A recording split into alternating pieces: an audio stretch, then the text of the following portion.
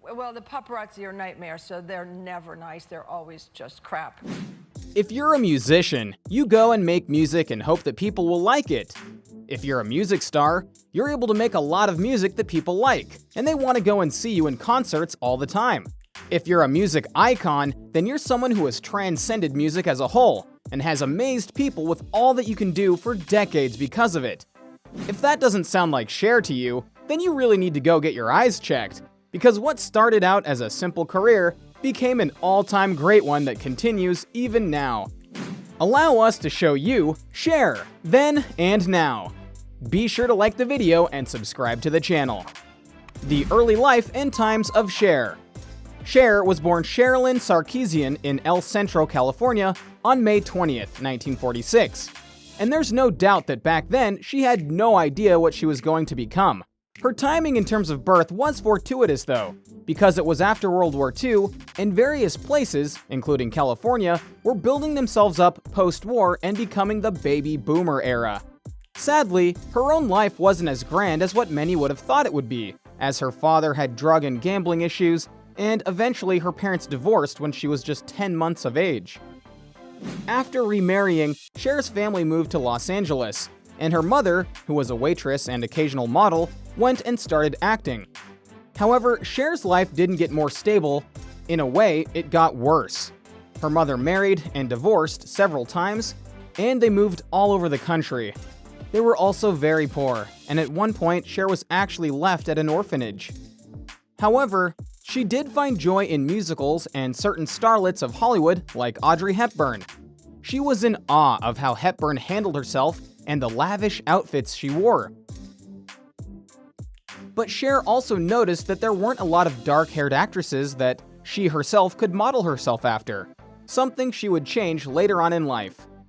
She had wanted to be famous since childhood, but felt unattractive and untalented, later commenting, "I couldn't think of anything that I could do. I didn't think I'd be a singer or dancer. I just thought, well, I'll be famous. That was my goal." A goal she would go and achieve in good time. Moving on with her life. Despite her mother's impact on her life, Cher was never afraid to go and do things on her own, which she proved at just 16 when she moved out of her mother's house and, along with her friend, moved to Los Angeles so that she could try and achieve her dreams of being famous. She took acting classes and worked to support herself, dancing in small clubs along Hollywood's Sunset Strip and introducing herself to performers, managers, and agents. It was during that time that she went and met a man that would change her life forever, in Sonny Bono. The two met, and due to Cher's roommate moving out on her, Bono extended an offer to be her housekeeper. Sonny also helped her get some gigs in music via an agent he knew. Through this man, she was able to be a backup singer for many acts, including being in the songs Be My Baby and the Righteous Brothers' You've Lost That Lovin' Feeling. She tried to make her own singles career happen, but the low voice that Cher had developed threw people off, and it didn't happen at first. Sonny and Cher. Cher and Sonny became close friends, eventual lovers, and performed their own unofficial wedding ceremony in a hotel room in Tijuana, Mexico on October 27, 1964. Sonny absolutely believed in Cher and felt she could be a great solo artist. But Cher had a problem with stage fright and asked Sonny to go and join her as a duo act. Cher signed with Liberty Records' Imperial imprint in the end of 1964, and Sonny became her producer. The single Dream Baby, released under the name Sherilyn, received airplay in Los Angeles, but it was the duo that was going to make Cher famous. Following the recording of I Got You Babe, they traveled to England in July 1965 at the Rolling Stones' advice. Cher recalled, "They had told us that Americans just didn't get us, and that if we were going to make it big, we were going to have to go to England." Due to a hilarious goof by a hotel, they were thrown out of the place because of their outfits. They were instantly media sensations, and I Got You Babe soon went to the top of the Hot 100 charts. It wasn't just their songs that were making waves though, it was their fashion. They were dressing in ways that people hadn't been famous for before, and Cher's now iconic look was starting to shine through, as many fans went and mimicked how Cher looked. Cher expanded her creative range by designing a clothing line. Sonny and Cher charted 10 Billboard Top 40 singles between 1965 and 1972, including 5 Top 10 singles: I Got You Babe, Baby Don't Go, The Beat Goes On, All I Ever Need Is You, and A Cowboy's Work Is Never Done. At one point, they had 5 songs in the top 50 at the same time, a feat equaled only by the Beatles and Elvis Presley. The Sonny and Cher Comedy Hour and Breaking Away. Despite their success, by the time the late 60s and early 70s came around, some of their tracks weren't resounding with people like it was meant to.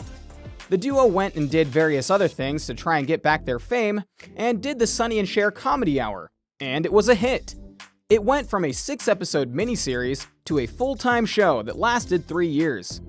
However, it was during that time that the two started to drift apart in their marriage, to the extent that a very bitter divorce came about. Following that, Cher did her best to revitalize her career, and it took some time to do just that, but she did it in her own way.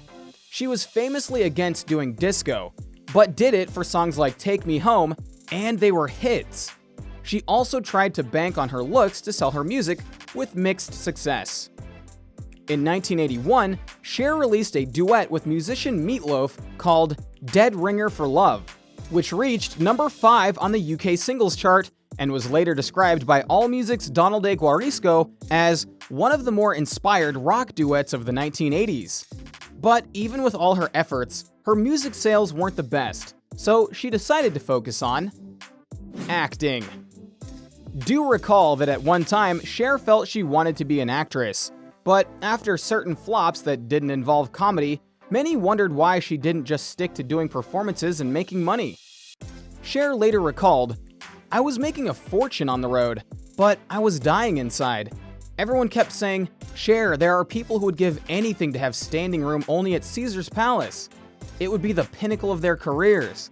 And I kept thinking, yes, I should be satisfied, but I wasn't satisfied. So she tried to do things in Broadway, which got her attention and the right kind of fame. Then, later on, she got cast in the film Silkwood. For her performance, Cher received a nomination by the Academy Award for Best Supporting Actress and won the Golden Globe Award for Best Supporting Actress, Motion Picture. She also won awards for the movie Moonstruck and was praised for how good she was. Music and more. Despite going in both acting in and directing movies, Cher's heart kept returning her to music in one form or another. She had many musical comebacks, and each time, not unlike Madonna, she would go and reinvent herself in a way to both change with the times while also being true to herself. A very Cher thing to do. She continued to work in TV and movies, and even became a voice actor for a spell, with certain shows and pictures. Throughout it all, though, Cher was Cher, and with her looks and passion, she wowed everyone who set eyes on her. The icon known as Cher. Cher's life was not an easy one, and not always a fun one, as she'd be the first to admit.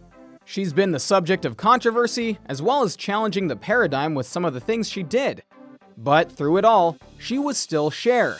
She's still going and doing things to this day in her own Cher kind of way, to the extent that people know that if Cher is a part of something, it's going to be fun.